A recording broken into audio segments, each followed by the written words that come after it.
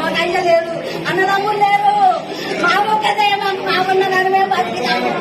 మేము ఎక్కడికి పోవాలి ఇప్పుడు? మాకు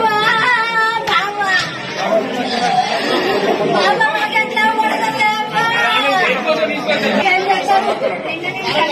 ఏం లేదు నాయన, మాకు చూసుకోలేదు. ఈ రోజు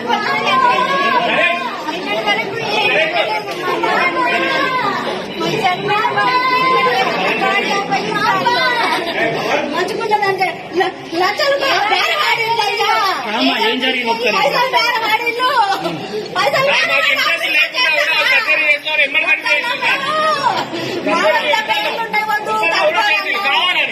అన్నగారు చేసిల్లు, మొన్న చేసిల్లు, నిన్ననే చచ్చిపోయిందని మళ్ళా నిన్న చేసిల్లు, రక్తం పెట్టిందని మళ్ళా తీసిల్లు.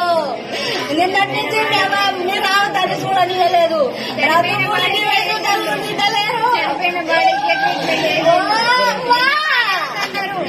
మాకెవరు పిలుచుకోవాలి? మా అమ్మని తీసుకొచ్చినాం గుడ్ల చూసి పేషెంట్. ఆమెకు ట్రీట్మెంట్ కాలు ఇన్ఫెక్షన్ అయిందని తీసుకొచ్చినాం. డయాలసిస్ చేయాలి, కిడ్నీ ప్రాబ్లం ఉందని చెప్పి డయాలసిస్ చేసింది. చేసిన తర్వాత 2 రోజులు మంచిగానే ఉంది. తర్వాత ఇంటికి వెళ్దాం అనుకుంటున్నాం. స్కానింగ్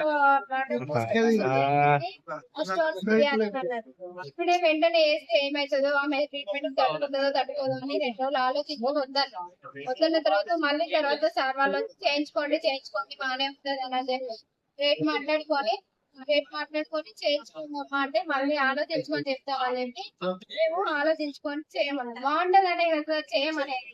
ఇట్లా చేస్తారని చేస్తుంది. ఆపరేషన్ చేయడం బ్లడ్ ప్యాకెట్ కావాలన్నా బ్లడ్ ఎక్కించిన తర్వాత తీసుకుపోయాడు. బాగానే చేసిన తర్వాత బయటికి తీసుకొచ్చిండు. ఐసీయూకి తీసుకుపోతానమన్నారు. ఆమె మాట్లాడింది బాగానే ఉంది, ఏం లేదని అన్నారు. అన్న తర్వాత లోపలికి వెళ్ళి హెవీ బ్లీడ్ అవుతుంది, బ్లీడ్ అయింది, బ్లడ్ ప్యాకెట్ ఎక్కియాలనే సీరియస్ ఉందని చెప్పిన తర్వాత మాకు ఏమైందో లోపల చూడనివ్వలేదు, రానివ్వకపోతే మేము నైట్ మా బావ బ్లడ్ ప్యాకెట్ తెచ్చింది. అయిపోయిన తర్వాత తెల్లారి పొద్దున ఆల్రెడీ ఆమె మొన్న నైట్ చనిపోయినట్టుంది తెలియదు మాకు.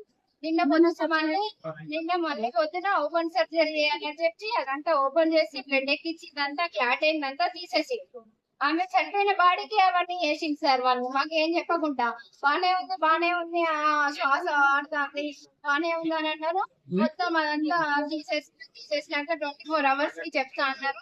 నిన్న నైట్ కూడా బానే ఉంది అని చెప్పిండు. ఇంతవరకు మొత్తం పోయి చూసేసరికి గాజు ఇవన్నీ మొత్తం వాపుస్తాయి.